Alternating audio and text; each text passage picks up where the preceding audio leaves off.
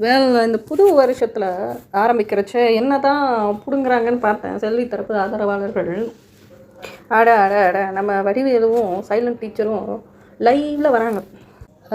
Actually இந்த discussion வந்து ரொம்ப சீரியஸான டிஸ்கஷன், உலகத்துக்கே ரொம்ப இம்பார்ட்டன்ட் டிஸ்கஷன்னே வச்சுக்கோமே.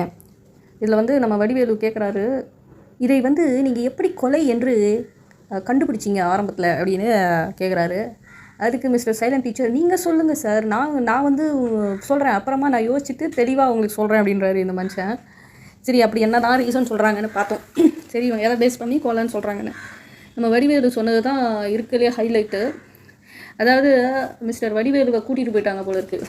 ஓகே, ஏதோ விசாரணைன்ற பேரில் ஒரு ஃபோனை பிடிக்கிட்டு அவர் ஏதோ 1.5 வருஷம் 1 வருஷமாக அந்த ஃபோனை வச்சுக்கிட்டு கொடுக்கவே இல்லைன்னு வேறு நிறையா டைம் யூடியூப்பில் அவர் பேசியிருக்காரு வீடியோவில். ஸோ அந்த ஃபோன் தான் நினைக்கிறேன். அந்த ஃபோனை வாங்கிக்கிட்டு ஒரு நாள் ஃபுல்லாக விசாரணையில் கொண்டு வந்து வச்சுருந்தாங்களாம். ஓகே, அதில் வந்து மிஸ்டர் டிஜிபி, அதில் தான் வந்து டிஜிபி சைலேந்திர பாபு வந்து மேலே டவுட் வந்துச்சான். அதுக்கும் முன்னாடி வந்து அவர் கண்ணை வந்து உருட்டி ப்ரெஸ் மீட் கொடுத்தாராம். மிஸ்டர் சைலேந்திர பாபு வந்து அந்த பக்கம் இந்த பக்கம்லாம் கண் மூவ்மெண்ட் இருந்துதான்.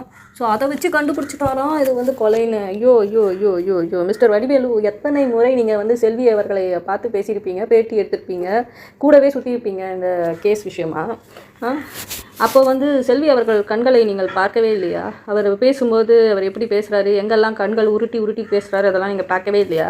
அப்போ எப்படி டிஜிபி சைலேந்திர பாபு பேசுகிறத வச்சுட்டு இது கொலை என்று நீங்கள் சொல்கிறீங்க? டிஜிபி சைலேந்திர பாபு கண்களை உருட்டியிருக்கார் அப்படின்னா அவ்வளோ ப்ரெஸ் மீட் அங்கே இருக்குது. அத்தனை ப்ரெஸ் ரிப்போர்ட்டர்ஸ் எல்லாருமே மைக்கை நீட்டிகிட்டு இருக்காங்க, கேமராஸ் அங்கே இருக்குது. அத்தனை பேருக்கும் அவர் பதில் சொல்லும் பொழுது கண்கள் அங்கே இங்கே போகத்தான் செய்யும், ஒரே ஆளை பார்த்துக்கிட்டு இருக்க முடியாது. ஸோ எல்லா சைடும் அவர் கண்கள் போய் தான் பேசணும். அதை வச்சு கண்டுபிடிச்சிட்டிங்களா இது கொலைன்னு? அட்டையங்கப்பா, அப்படிப்பட்ட சைக்காலஜி உங்களுக்கு தெரிஞ்ச கிரேட் பர்சனாக நீங்கள் இருந்தீங்கன்னா இந்நேரத்துக்கு செல்வி தரப்புக்கு சப்போர்ட்டே பண்ணியிருக்க மாட்டீங்க. ஏன்னா செல்வி அவர்கள் பேசும்பொழுது கண்களை உருட்டி தான் பேசுகிறார்.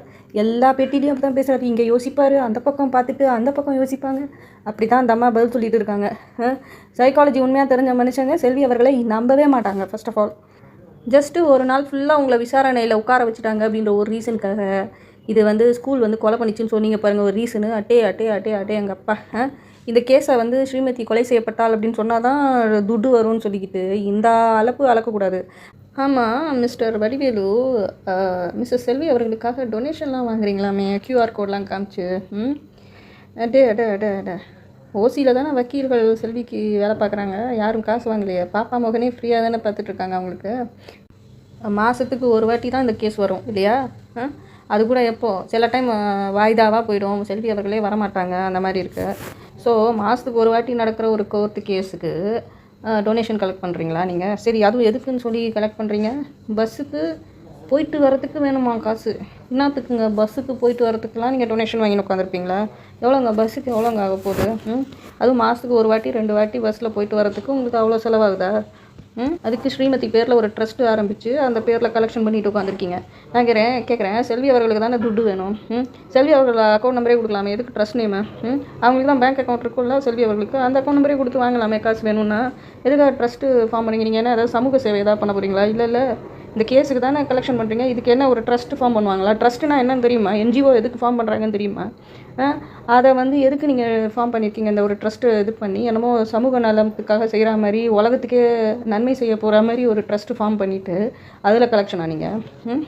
அதுவும் எதுக்கு, என்ன ரீசன் சொல்கிறீங்க? பஸ்ஸில் போயிட்டு வர்றதுக்கு காசு வேணுமா, அதுக்கு வந்து கலெக்ஷனா? அட்டே செல்வி அவர்கள் எல்ஐசி ஏஜென்ட்டு தானே. மாதம் அவங்களுக்கு எவ்வளோ கமிஷன் வருதுன்னு செக் பண்ணிங்களா? அவங்க பேங்க் அக்கௌண்ட் எவ்வளோன்னு செக் பண்ணிங்களா? எல்ஐசி ஏஜென்ட்ஸ் எல்லாருக்குமே மாதம் கமிஷன் லைஃப் லாங்காக வரும். அவங்க எவ்வளோ பாலிசிஸ் எடுத்திருக்காங்களோ அவ்வளோத்துக்கும் சேர்த்து கமிஷன் மாதம் வரும் அவங்களுக்கு. அண்டு வந்து அது மட்டும் இல்லாமல் அவங்களுக்கு லோன் ஈஸியாக கிடைக்கும். அந்த மாதிரி ஒரு சுச்சுவேஷனில் அவங்களுக்கு ஹெல்ப் பண்ணுறேன்னு சொல்லிட்டு ட்ரஸ்ட் வேறு ஃபார்ம் பண்ணுறீங்களா? காமெடிங்க நீங்கள். அந்த ஸ்ரீமதி ட்ரஸ்ட் யார் பேரில் இருக்குது? யார் அது? ஆக்சுவலாக அதோட டைரக்டர்ஸ் யார்? ஸ்ரீமதி ட்ரஸ்ட்டோட மெயின் பீப்புள் யார்? பார்ட்னர்ஸ் யார்? நீங்கள் இருக்கீங்களா அதில்? செல்வி அவர்கள் நேம் இருக்கும், வேறு யார்? அந்த பொண்ணு பேரை சொல்லி பொழப்பு நடத்துறதுக்கு உங்களுக்கு ஒரு யூடியூப் சேனலு, அவங்களுக்கு கூஜா தூக்கிட்டு உட்காந்துக்கிட்டு கலெக்ஷன் பண்ணிகிட்டு இருக்கீங்க பணத்துக்கு. அவங்களுக்கு தான் 2 லட்சம் சப்ஸ்கிரைபர்ஸ் இருக்குல்ல, 2 சேனல் வச்சுருக்கீங்களா அவங்களுக்கு? ஸ்ரீமதி இந்த செல்வி அவர்களுக்கு வந்து 2 சேனல் இருக்குது, 2 யூடியூப் சேனல்லையும் 2 லட்சத்துக்கு மேலே சப்ஸ்கிரைபர்ஸ் இருக்காங்க. அப்புறம் என்னத்துக்குங்க யூடியூப்லேயே காசு வருமே, அது காசு பத்தலையாமல் ட்ரஸ்ட்டு ஆரம்பித்து அது கோடிக்கணக்கில் மக்களை ஏமாற்றி தான் அவங்களுக்கு அது பொழப்பு நடத்தணுமா? 1 லட்சம் பேர் 50 ரூபா அனுப்பிச்சா கூட நிறையா வந்துடுமே. என்னங்க யாரை பார்த்து ஊரை ஏமாற்றிட்டு இருக்கீங்க? ட்ரஸ்ட்டெல்லாம் வச்சா நிறைய ட்ரஸ்ட்டு என்ஜிஓஸ்லாம் வந்து சில ட்ரஸ்ட்டு என்ஜிஓஸ்லாம் ஊரை ஏமாத்துறதுக்குனே வச்சுருக்காங்க. அதனால் இன்கம் டேக்ஸ் டிபார்ட்மெண்ட் இடி கிட்டலாம் நம்ம கொஞ்சம் கொடுத்து சொல்லி வச்சிட்டோம் வச்சுக்கோங்களேன், க்ளோஸாக வாட்ச் பண்ணுவாங்க. அந்த ட்ரஸ்ட்டுக்கு ஆடிட்லாம் பண்ணணும், அக்கௌண்டன்ட் தேவைப்படும், சார்ட்டர்ட் அக்கௌண்டன்ட் வச்சு ஆடிட் பண்ணணும். அந்த அடுத்தது mister silent teacher. Okay mister silent teacher, எனக்கு சில டவுட்ஸ் இந்த 2 லைவில் வந்திருக்கீங்க வடிவேலு அவர்களோட. ஓகே, உங்கள் மேலே எனக்கு சில சந்தேகங்கள் வந்திருக்கு. அது என்னங்க, உங்கள் ஃபேஸை காமிக்க அன்றைக்கி இதுக்கு முன்னாடி இதில் பேசும்பொழுது வடிவேலு உங்கள் மூஞ்சியை காமிக்க போகிறேன் அப்படிலாம் சொல்லும்போது காமிச்சா ரவிக்குமார் அவர்கள் வந்து கண்டுபிடிச்சிருவாங்க அப்படி இப்படின்னு ஏதோ சொல்லி, அப்புறம் நீங்கள் என்ன கண்டுபிடிச்சா என்ன நேரில் வந்து பார்ப்பாங்க அப்படின்னு சொல்லியிருக்கீங்க. ஸோ அப்போனா உங்களுக்கு ரவிக்குமார் அவர்களை தெரியுமா ஏற்கனவே? நீங்கள் யார் ஃபஸ்ட்டு? ஓகே. அண்ட் செல்வி அவர்களுக்கும் உங்களுக்கும் என்ன கனெக்ஷன்? செல்வி அவர்களோட ரிலேட்டிவா, நீங்கள் க்ளோஸ் ரிலேட்டிவா? எதுக்கு கேட்குறேன்னா, இஷ்டத்துக்கு பொருளை கிளப்பிட்டுருக்கீங்க. கண்டுபிடிக்கிறேன்ற பேரில் மனசுக்குள்ளே 007 உங்களுக்கு நினைப்பு இருக்குது. அதை வச்சுட்டு இப்படி தான் இருக்கும் அப்படி தான் இருக்கும்னு கதையாக சொல்லிகிட்டு இருக்கீங்க. நீங்கள் அந்த பிடிசெட் கேமரா பற்றிலாம் பேசிகிட்டு இருந்தீங்க. அந்த பிடிசெட் கேமரா வந்து அது வந்து அந்த மணல் பக்கம் தான் ஃபேஸ் பண்ணியிருந்தது. அவள் இறந்த போது ஒரு 15 நாளாக அந்த சைடு தான் ஃபேஸ் பண்ணியிருக்கு. இன்னொன்று வந்து 15-20 நாள் முன்னாடி அந்த கேமரா வந்து அந்த பஸ்ஸு பக்கம் தான் இருந்துச்சு. ஓகே, ஸோ அந்த பஸ் பக்கம் தான் அந்த பிடிசெட் கேமரா வந்து ஃபேஸ் பண்ணியிருக்கு. ஸோ அதனால் வந்து இப்போ பிடிசெட் கேமரா வந்து ப்ராப்பராக திருப்பி இருந்தால் கூட அது பஸ் சைட் தான் திருப்பி விட்டுருக்காங்க. ஸ்ரீமதி இறந்த சைட் அந்த பில்டிங் கிடையாது. ஓகே, ஸ்கூல் தரப்பு யாருமே எக்ஸ்பெக்ட் பண்ணியிருக்க மாட்டாங்க இப்படி ஒரு பொண்ணு வந்து கமிட் பண்ணி சூசைட்னு யோசிச்சு கூட பார்த்துருக்க மாட்டாங்க. மேபி இப்போ இனிமேல் கேர்ஃபுல்லாக கேமரா வைப்பாங்க. ஏன்னா வேறு எந்த பொண்ணும் எனக்கு தெரிஞ்சு அங்கே இனிமேல் ஹாஸ்டல் அங்கே இருக்குமான்னு தெரியாது. பட் இனிமேல் வச்சா இன்னும் எக்ஸ்ட்ரா 2 கேமரா 4 கேமரா கூட எக்ஸ்ட்ரா வைப்பாங்க. நீங்கள் அந்த பிடிசெட் கேமராவெல்லாம் வந்து ஒரு எக்ஸாம்பிளாக சொல்லி இதனால் வந்து வேணும்னே பண்ணாங்க, பிளைண்ட் ஸ்பாட்டில் இது பண்ணியிருப்பாங்க. எங்கள் பிளைண்ட் ஸ்பாட் இருந்தால் கூட அவ்வளோ பெரிய பில்டிங்கில் நீங்கள் எப்படி மறைச்சு அந்த டெட் பாடி எடுத்துகிட்டு போவீங்க? பிளைண்ட் ஸ்பாட்டு ஒரு இடத்துல இருக்கும், 2 இடத்துல இருக்கும். ஓகே, அது இருக்கும் பொழுது அதை தாண்டி எப்படியும் இன்னும் ஒரு பிளைண்ட் ஸ்பாட்லேருந்து இன்னொரு பிளைண்ட் ஸ்பாட்டுக்கு போகிறதுக்கு நடுவில் ஒரு கேமரா காமிக்காத. அந்த ஃபுல்லாக அந்த காரிடார் ஃபுல்லாக ஃபேஸ் பண்ணுற மாதிரி தான் கேமராஸ் இருக்குது. எல்லா கிளாஸ் ரூம்லேயும் கேமராஸ் இருக்குது. அதையும் மீறி உங்களுக்கு கொலை பண்ணுவாங்களாங்க? நல்லா இருக்குங்க நீங்கள் சொல்கிற பிளைண்ட் ஸ்பாட் கதையெல்லாம். நீங்களும் இந்த கடைசி அறிவும் இந்த கலவர கேஸில் ஏதாவது சம்மந்தப்பட்டிருப்பீங்களோன்னு எனக்கு டவுட்டாக இருக்குது. ஏன்னா செல்விக்கு ஓவராக முட்டு கொடுத்துட்ருக்கீங்க. அவன் அந்த அம்மாவை வந்து காப்பாற்றுறதுக்கு, கலவர கேஸ்லேருந்து காப்பாற்றுறதுக்கு ஸ்கூலே கலவரம் பண்ணிடுச்சுன்றதுக்கு இஷ்டத்துக்கு கதை சொல்லிட்டுருக்கீங்க. எஃப்சி இல்லாத பஸ்ஸு அதனால் வந்து எரிச்சிட்டாங்க, ஸ்கூலை எரிச்சிட்டாங்கன்னு கதை சொல்லிட்டுருக்கீங்க. சரி, நீங்கள் அப்படியே வச்சுக்கோமே. அப்போ என்னத்துக்கு வந்து அந்த ஸ்கூலில் கலவரம் நடந்த அன்றைக்கி 60 கிலோமீட்டர் தள்ளி இருக்கிற ஹாஸ்பிட்டலில் போய் செல்வி அவர்கள் பேட்டி கொடுக்கணும்? உடம்பு சரியில்லை, நான் ஹாஸ்பிட்டலில் அட்மிட் ஆயிருக்கேன்னு சொல்லிட்டு எதற்காக ஸ்கூலில் கலவரம் நடந்துகிட்ருக்கிற அன்னைக்கு தந்தி டிவிக்கு அவங்க வந்து ரிப்போர்ட்டர்கிட்ட வந்து பேட்டி கொடுக்குறாங்க? அதுவும் அந்த சின்ன அவங்க எந்த இடத்துல இருக்காங்களோ அங்கே இருக்கிற பக்கத்தில் ஹாஸ்பிட்டல் போல் ஸ்ட்ரெயிட்டாக 60 கிலோமீட்டர் தள்ளி இருக்கிற ஹாஸ்பிட்டலில் போய் எதுக்காக பேட்டி கொடுக்கணும்? குற்றமுள்ள நெஞ்சு தானே குறுகுறுக்கும். அப்போது செல்வி அவர்கள் தப்பு செய்யலைன்னா வீட்டிலேருந்தே பேட்டி கொடுக்கணும். உடம்பு சரியில்லாதவங்க எத்தனை பேர் வீட்டிலே இருந்திருக்காங்க. உண்மையாக நல்லவங்களாக இருந்தாங்கன்னா அந்த கலவர கேஸில் செல்விக்கு சம்மந்தமே இல்லைன்னா வீட்டில் இருந்து பேட்டி கொடுத்துருக்கலாமே. எதற்காக ஸ்கூலை தாண்டி அவ்வளோ தூரம் 60 கிலோமீட்டர் தள்ளி இருக்கிற ஒரு ஹாஸ்பிட்டலில் போயிட்டு அவங்க வந்து பேட்டி கொடுக்கணும்? அப்போ இதில் யார் ஃப்ராடு? அந்த மாதிரி ஒரு ஃப்ராடு லேடிக்கு சப்போர்ட் பண்ணுறதுக்கு, ஒரு முட்டு கொடுக்கறதுக்கு இஷ்டத்துக்கு கதை சொல்லிகிட்டு இருப்பீங்க. ஸ்கூலில் எஃப்சி, அந்த பஸ்ஸஸ் எஃப்சி இல்லை, அதனால் ஏன் எஃப்சி இல்லாமல் வண்டி ஓடக்கூடாதா? அது அவங்க வந்து லீகலாக மோட்டார் வெஹிக்கல்ஸ் ஆக்ட் படி அவங்களுக்கு ப்ராப்ளம் வந்ததுன்னா அதுபடி அவங்களுக்கு கிடைச்சிக்கும். பெனால்ட்டி தான் அது. எஃப்சி இல்லாமல் ஒரு வண்டி ஓடிச்சு அப்படின்னா அது பெனால்ட்டி தான். அது அவங்க அவ்வளோ பெரிய ஸ்கூல் ரன் பண்ணுறாங்க, அவ்வளோ பஸ்ஸஸையும் மேனேஜ் பண்ண முடியாது, எல்லாத்துக்கும் எஃப்சி எடுத்துகிட்டு இருக்க முடியாது. ஓகே, அஃப்கோர்ஸ் இது அவங்க பண்ண தப்பு தான். இருந்தாலும் இதை வந்து இது பண்ணுறதுக்காக அந்த எஃப்சி இல்லாத வண்டியை எரிச்சா கூட அவங்களுக்கு லாபம் கிடையாது. ஏன்னா அவங்களுக்கு வந்து இன்சூரன்ஸ் கூட கிளைம் பண்ண முடியும். இன்சூரன்ஸும் இருக்காது அந்த மாதிரி வண்டிக்கு, எஃப்சி இல்லாத வண்டிக்கு இன்சூரன்ஸும் இருக்காது. நீங்கள் அதை எரிஞ்சு போனாலும் அது யூஸ் இல்லை அவங்களுக்கு. ஓகே, ஸோ அதனால் ஸ்கூல் வந்து அதை செய்யணுன்ற அவசியமே கிடையாது. நீங்கள் இஷ்டத்துக்கு புரளி கிளப்பிட்டுருக்கீங்க.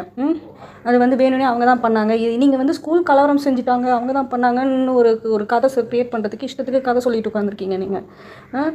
அவ்வளோ பேர் அங்கே வந்து எல்லாத்தையும் தூக்கிட்டு போகிறாங்க, எல்லாமே ரெக்கார்ட் ஆகிருக்கு, எல்லா சேனல்ஸும் அங்கே வந்து வீடியோ எடுத்திருக்கு. நீங்கள் ஆனால் இப்படி ஒரு கதை சொல்லிகிட்ருக்கீங்க. இப்போது மிஸ்டர் சைலண்ட் டீச்சர், எனக்கு ரொம்ப நாளாக சந்தேகம் இருக்குது. உங்களுக்கும் கடைசி அறிவிக்கும் நீங்கள் 2 பேரும் வந்து செல்வி அவர்களோட ரிலேட்டிவோ அப்படின்றது எனக்கு சந்தேகம். இன்னொன்று, நீங்களும் கடைசி அறிவும் க்ளோஸுன்றதும் எனக்கு நல்லா தெரியும். நீங்கள் 2 பேருமே நல்ல க்ளோஸ்ன்னு தெரியும். ஃப்ரெண்ட்ஸாக இருக்கலாம், இல்லை ரிலேட்டிவ்ஸாக இருக்கலாம். ஸோ இது நீங்கள் 2 பேரும் க்ளோஸ்ன்றது மட்டும் எனக்கு நல்லா தெரியும். ஆனால் ஓவராக முட்டு கொடுத்துட்டு உட்காந்துருக்கீங்க. சரியா? உங்களுக்கு வந்து இன்வெஸ்டிகேஷனில் அவ்வளோ இன்ட்ரெஸ்ட் இருந்ததுன்னா பேசாமல் சிபிசிஐடி, சிபிஐலாம் இருக்குது, அங்கே போய் ஜாயின் பண்ணுங்களேன். இந்த கேஸில் எதுக்கு நீங்கள் காமெடி பண்ணிட்டு உட்காந்துருக்கீங்க? உங்களுக்கு அவ்வளோ மூளை இருக்குது, இன்வெஸ்டிகேஷன் பண்ணுறதுக்கு ரொம்ப பிடிக்கும், 007 மாதிரி உங்களுக்கு மூளை இருக்குது அப்படின்ற ஒரு இது இருந்ததுன்னா நீங்கள் ஒரு சிபிஐ ஆஃபீஸராகவோ இல்லை சிபிசிஐடி ஆஃபீஸராகவோ ஆகலாமே. அவ்வளோ நாலேஜ் இருந்ததுன்னா. அதே மாதிரி நீங்கள் வந்து அப்படி இல்லைன்னா இன்வெஸ்டிகேட்டிவ் ஜேர்னலிசம் கூட பண்ணலாம். எல்லா கேஸையும் எடுத்து பேசலாம். ஆனால் நீங்கள் பேசுகிறது ஸ்ரீமதி கேஸை மட்டும்தான் பேசுகிறீங்க. ஸோ அவங்க மேலே எனக்கு சந்தேகம் இருக்குது. ஸோ நீங்கள் இன்வெஸ்டிகேட் பண்ணிவிட்டு பேசுகிற மாதிரி இருந்தால் கூட நீங்கள் இந்த கேஸில் மட்டும்தான் நீங்கள் பேசிட்டு உட்காந்துருக்கீங்க. அப்போ உங்கள் மேலே இன்னும் சந்தேகம். உங்களுக்கும் செல்விக்கும் என்ன கனெக்ஷன்? சைலண்ட் டீச்சர் நீங்கள் ரொம்ப நல்லவராக இருந்தீங்கன்னா உங்கள் ஃபோட்டோவோ இல்லை உங்கள் வீடியோவோ நீங்கள் போடலாமே. தைரியமாக நேர்லேயே பேசலாமே. நீங்கள் ஏன் பயந்துக்கிட்டு போகணும்? கடைசி அறிவு மாஸ்க்கை போட்டுக்கிட்டு பேசுகிறாரு, ஆனால் அவர் மூஞ்சியை கண்டுபிடிச்சிட்டோன்னு வச்சுக்கோங்க. நீங்கள் எதுக்கு பயந்து சாகணும்? இந்த அவ்வளோ பெரிய அறிவாளி முகத்தை நாங்களும் பார்க்கணுன்னு ஆசைப்பட்றோம் மிஸ்டர் சைலண்ட் டீச்சர் அவர்களே. ஓகே. அப்புறம் உங்களுக்கு யாரோ பாலுன்னு ஏதோ லாயர் தெரியுமான்ற மாதிரி நீங்கள் பேசுனீங்க. ஓகே. அவரையும் ரவிக்குமார் அவர்களையும் விசாரிச்சதா? எனக்கு சத்தியமாக அவங்களாம் யாருன்னு எனக்கு தெரியாது. ரவிக்குமார் அவர்களையும் எனக்கு தெரியாது. இதில் பாலுன்றது யாருன்னு சுத்தமாக எனக்கு தெரியாது. ஓகே. ஸோ மேபி நீங்கள் அந்த டீமில் ஏதாவது லாயர் இருக்காங்களா எனக்கு தெரியாது. ஸோ நீங்கள் வந்து அப்போனா நீங்கள் ரவிக்குமார் அவர்களுக்கு நன்றாக தெரிந்த ஒரு மனிதராகத்தான் இருக்கணும்னு நினைக்கிறேன். ஆனால் எதுக்காக ரவிக்குமார் அவர்களுக்கு எகெயின்ஸ்டாக நீங்கள் போயிட்டுருக்கீங்க? செல்விக்கும் உங்களுக்கும் என்ன கனெக்ஷன்? உங்களுக்கும் அந்த கலவரத்துக்கும் என்ன கனெக்ஷன்? என்னுடைய டவுட் இப்போ நிறைய டவுட்ஸ் வந்துடுச்சு. ஏன்னா இப்போ ரீசெண்டாக நான் இங்கே பேசினது எல்லாத்தையும் நான் கோர்த்து வச்சு பார்க்கும்போது எனக்கு ஒரு விஷயம் நல்லா தெரியுது. உங்களுக்கு அந்த ஸ்கூலில் யாரோ ஆக்சஸ் இருக்கா, யாரோ தெரியும். மெயினாக ரவிக்குமார் அவர்களே உங்களுக்கு தெரியும்னு நினைக்கிறேன். ஏதோ ஒரு வஞ்சம் இருக்குது. நீங்கள் ஏதோ ஒரு ரிவெஞ்ச் எடுக்கிறதுக்காக இவ்வளோ விஷயம் பண்ணிகிட்ருக்கீங்களா, இல்லை அந்த கலவர கேஸில் சம்மந்தப்பட்டதுனால செல்விக்கு ஓவராக முட்டு கொடுக்குறீங்களான்றது எங்களுக்கு தெரிஞ்சாகணும். ஓகே. உங்களுக்கு உண்மையை சொல்ல பிடிச்சதுன்னா எதனால் நீங்கள் இந்த ஸ்கூலுக்கு அகெயின்ஸ்டாக ஒரு அவதூறு பரப்பிக்கிட்டு இருக்கீங்க அப்படின்றது உண்மையை சொல்லுங்கள். ஓகே. அதை நாங்கள் கேட்க ஆவலாக இருக்கிறோம். மிஸ்டர் வடிவேலு, உங்களுக்கு எதுக்கு இந்த தேவையற்ற வேலை? எதுக்காக ட்ரஸ்ட்டு ஆரம்பிச்சிருக்கீங்கன்னு சொல்லுங்கள். செல்வி அவர்களோட அக்கௌண்ட் நம்பரே கொடுக்கலாமே. அப்படி பணம் கலெக்ஷன் பண்ணணும். நான் எதுக்காக ஒரு ட்ரஸ்ட்டு மூலமாக கலெக்ட் பண்ணணும்? அதை வச்சுக்கிட்டு என்ன ஃபோர்ஜரி பண்ணலான்னு பிளானு வடிவேலு அவர்கள் தான் சொல்லணும். ட்ரஸ்ட்டு எனக்கு தெரிஞ்சு ஒரு சிங்கிள் பர்சன் நேமில் இருக்காது. எனக்கு தெரிஞ்சு ஐ திங்க் ஒரு 2-3 பேரோட இருக்கணும்னு நினைக்கிறேன் ட்ரஸ்ட் இதில். ஓகே. ஸோ அது ஓப்பனாக அதில் யாரெல்லாம் அந்த ட்ரஸ்ட்டோட மெம்பர்ஸுன்றதை ஓப்பனாக சொல்லுங்களேன். ட்ரஸ்ட் ஆக்ட் படி அட்லீஸ்ட் மினிமம் 2 பேராவது இருக்கணும் ஒரு ட்ரஸ்ட் ஃபார்மேஷனில். ஸோ ஒன்று வந்து செல்வி அவர்கள், இன்னொருத்தர் யார் அந்த மெம்பர், அந்த ஸ்ரீமதி ட்ரஸ்ட்டில் இன்னொரு மெம்பர் யாருன்னு ஓப்பனாக ரிவீல் பண்ண முடியுமா அவங்களால? எதுக்காக? அவருக்கு கேஸ் நடத்துறதுக்கு தானே காசு வேணும்னு கலெக்ட் பண்ணுறீங்க பணம். அது எதுக்கு அவங்க அக்கௌண்ட்டே கொடுக்கலாமே. எதுக்காக ட்ரஸ்ட்டு நேமில் வந்து நீங்கள் கலெக்ட் பண்ணணும் மணியை? ஓகே. நீங்கள் என்ன மாதிரி மாதிரித்தனம் பண்ண ஆசைப்பட்றீங்க, என்ன மாதிரி ஃபோர்ஜரி பண்ண ஆசைப்பட்றீங்கன்றதை ஓப்பனாக உங்களால் சொல்ல முடியுமா? மற்றவங்க எல்லாரும் செல்வி அவர்கள் வந்து பணத்துக்கு ஆசைப்படல அப்படின்லாம் நினச்சிட்டு நிறைய பேர் வந்து செல்விக்கு சப்போர்ட் பண்ணிகிட்ருக்காங்க. ஆனால் இந்த ட்ரஸ்ட்டு ஃபார்மேஷனே யோசிக்க வைக்குது. எதுக்காக இப்போ ஒரு ட்ரஸ்ட்டு ஃபார்ம் பண்ணணும்? பணம் கேட்குறாங்க மக்கள்கிட்ட அப்படின்னா என்ன ரீசனுக்காக? ஸோ அப்போ தான் வந்து ஸ்கூலில் அந்த ஸ்ரீமதி இறந்த அன்றைக்கே வந்து ஸ்கூலிடம் வந்து பேரம் பேசியிருப்பாங்க. அந்த ஃபோட்டோ கூட வெளியில் வந்தாச்சு. செல்வி அவர்கள் வந்து பேரம் பேசின இது கூட வந்தாச்சு. ஓகே. ஸோ செத்த பெண்ணை வைத்து பேரம் பேசியிருக்கிறார் ஸ்கூலிடம். ஸ்கூல் மசியவில்லை. அதற்கப்புறம் வந்து மீடியா முன்னாடியே நான் சொல்கிறேன், எனக்கு பல கோடி வேணும்னு செல்வி அவர்கள் வந்து டைலாக்லாம் பேசினார். அதாவது படத்துலலாம் ஹீரோயின்லாம் பஞ்சு டைலாக் பேசுவாங்க பாருங்கள், அந்த மாதிரி பஞ்சு டைலாக்லாம் பேசினார். அத்தோட விட்டாரா? அவர் பேர் அமைச்சர் வந்தார். அமைச்சர் வந்ததும் ஸ்ரீமதியை மறந்துட்டாங்க இந்த அம்மா. வந்து நான் வந்து இப்போ 10-15 வாட்டியாக இந்த மனுஷங்கிட்ட நான் அரசு வேலை கேட்டேன். ஆனால் இந்த மனுஷன் வந்து கட்சி ஆளுக்கு கொடுத்துட்டாங்க வேலையை, எனக்கு கொடுக்கவே இல்லை அப்படின்னு அந்த அம்மா வந்து கதை பேசிகிட்டு இருக்கு. அப்புறம் கடைசியில் அங்கே சுற்றி இருக்கிறவங்க ஸ்ரீமதிக்கு நீதி வேணும்னு சொன்னதுக்கப்புறம் தான் இவருக்கு வந்து ஸ்ரீமதின்னு ஒரு பொண்ணு இருக்கிறதே அவருக்கு ஞாபகம் வந்துன்னு வச்சுக்கோங்களேன்.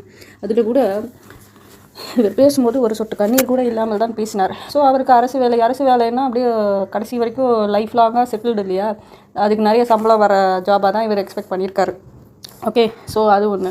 ஸோ அதுக்கப்புறமாக அந்த பொண்ணு இறந்த இதுக்கு இன்சூரன்ஸ் எடுக்கிறதுக்கு நம்ம வந்து ஹாஸ்பிட்டல் டாக்டர்ஸ்கிட்டேயே ஃபோன் பேசி கயாமையான்னு திட்டி, அவங்க டாக்டர்ஸ் எல்லாம் ஒரு மாதிரி பேசி, நான் மீடியா ஆட்களெல்லாம் கூட்டிகிட்டு வந்து ரகலை பண்ணுவேன், ஒழுங்காக எனக்கு வந்து சர்டிஃபிகேட் கொடு அப்படின்ற மாதிரிலாம் பேசியிருக்காங்க இந்த அம்மா.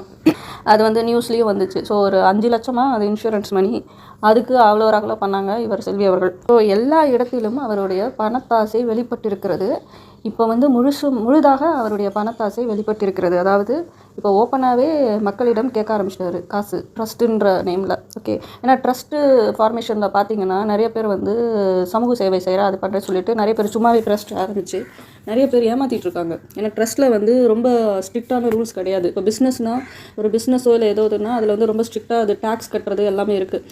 ஸோ ட்ரஸ்ட்டு ஃபார்ம் பண்ணால் அதில் டேக்ஸ் எல்லாம் இல்லை. ஓகே. அதில் நிறைய கன்செஷன்ஸ்லாம் இருக்குது, நிறைய விஷயங்கள்லாம் பெனிஃபிட்ஸ்லாம் இருக்குது ஒரு ட்ரஸ்ட் ஃபார்ம் பண்ணால். மேபி அதனால் கூட இருக்கலாம். இந்த அம்மா வந்து எல்ஐசி ஏஜென்ட்னா கமிஷன் மந்த்லி வரும், நிறையவே வரும். இப்போ ஒரு 10-20 பாலிசி அவங்க எடுத்திருந்தா கூட மந்த்லி வந்து லைஃப் லாங்காக அவங்களுக்கு கமிஷன் கிடைக்கும். ஓகே, ஸோ அப்போ இருக்கும்பொழுது ஸோ மந்த்லி அவங்களுக்கு நிறைய கமிஷன். ஸோ அதனால தான் அவங்க பேங்க் அக்கௌண்ட் நம்பர் கொடுக்கல. ஏன்னா பேங்க் அக்கௌண்ட் நம்பர் வந்து அவங்க பேன் நம்பரில் கீழே வரும், அது இன்கம் டேக்ஸ்க்கு கீழே வரும், டேக்ஸ் பிடிப்பான்ற பயத்தில்.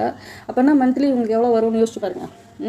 மந்த்லி அவங்க டேக்ஸ் பிடிக்கும்ன்ற ஒரு பயம் வருதுன்னு பொழுது அப்போ அதனால தான் அவங்களோட சொந்த அக்கௌண்ட் நம்பர் கொடுக்காம ட்ரஸ்ட் ஃபார்ம் பண்ணி அதுலேருந்து மக்களிடம் கொள்ளையடிக்கணும்னு நினைக்கிறாங்க. இதுதான் ஆக்சுவலி நடக்குது. ஓகே, ஸோ ஏமாறுறவங்க இருக்கிற வரைக்கும் ஏமாத்துறவங்க இருந்துட்டு தான் இருப்பாங்க. ஓகே, செல்வி போன்ற ஆட்கள் வந்து அவங்க பொண்ணுக்காக கஷ்டப்படுறாங்க, பொண்ணுக்காக போராடுறாங்கன்னு நினச்சிட்டு இருக்காங்க, நீதிக்காக போராடுறாங்க. நான் ஆக்சுவலாக நீதிக்காக போராடல. நான் கேட்குறேன், அவங்க பொண்ணுக்கு தானே நீதி இது பண்ணுறாங்க, அதுக்கு இவ்வளோ பெரிய வக்கீல் வரணும் இல்லையா? உண்மையாகவே அவங்க பக்கம் நியாயம் இருந்துச்சுன்னா ஒரு சாதாரண வக்கீல் இருந்தால் கூட கண்டிப்பாக நீதி இருக்கிற பட்சத்தில் ஜெயிப்பாங்க.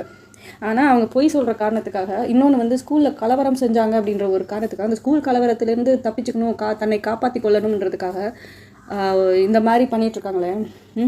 அவ்வளோ ப்ரூஃப்ஸ் இருக்குது, அவ்வளோ சிசிடிவி கேமராக்கள் இருக்குது, அவ்வளோ பேர் இருக்காங்க. அந்த பாய்ஸ் ஹாஸ்டலில் அந்த பையனுங்க இருக்காங்க, கேர்ள்ஸ் ஹாஸ்டலில் பொண்ணுங்க இருக்காங்க, டீச்சர்ஸ் அவ்வளோ பேர் அந்த ஸ்கூலில் இருந்திருக்காங்க ஸ்ரீமதி இறந்த டைமில்.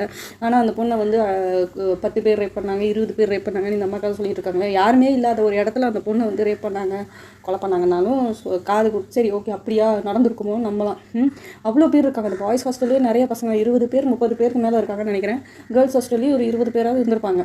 ஸோ அவ்வளோ பேர் இருக்காங்க. பாய்ஸ் தனியாக, கேர்ள்ஸ் தனியாக ஹாஸ்டல்ஸ் இருக்குது. அதே மாதிரி டீச்சர்ஸ் அவ்வளோ பேர் வந்திருக்காங்க. அப்படி இருக்கும் பொழுது அந்த பொண்ணை ரேப் பண்ணாங்க, கொலை பண்ணாங்க, அந்த ஸ்கூலில் ஆட்கள் இருக்கும் பொழுதே ரேப் பண்ணாங்க, கொலை பண்ணாங்க, நரபலி கொடுத்தாங்கன்னு சொல்லிட்டு கதை விட்டுட்ருக்காங்களே. அதுவும் செல்வியை நம்பிக்கொண்டு நிறைய பேர் அவங்களும் பொருளை கிளப்பிட்டு இருக்காங்களே. அதை என்னன்னு சொல்கிறது? மக்கள் ஏமாறணும்னா தாராளமாக ஏமாறுங்க, யார் வேணாம்னா. இந்த மாதிரி ஆட்கள் இருக்கும் பொழுது கண்டிப்பாக மக்கள் ஏமாந்து கொண்டு தான் இருப்பார்கள். உண்மையாக கஷ்டப்படுறவங்களுக்கு ஹெல்ப் பண்ணால் அது நமக்கு புண்ணியம். வாயில்லா ஜீவன்களுக்கு சாப்பாடு போடுறது, வாயில்லா ஜீவன்களுக்கு இது பண்ணுறது, அது நமக்கு புண்ணியம். வயதானவர்கள் நிறைய பேர் ரோட்டில் படுத்துட்ருக்காங்க. அதே மாதிரி பார்வை இழந்தவர்கள், கை கால் இழந்தவர்கள்லாம் நிறைய பேர் இருக்காங்க.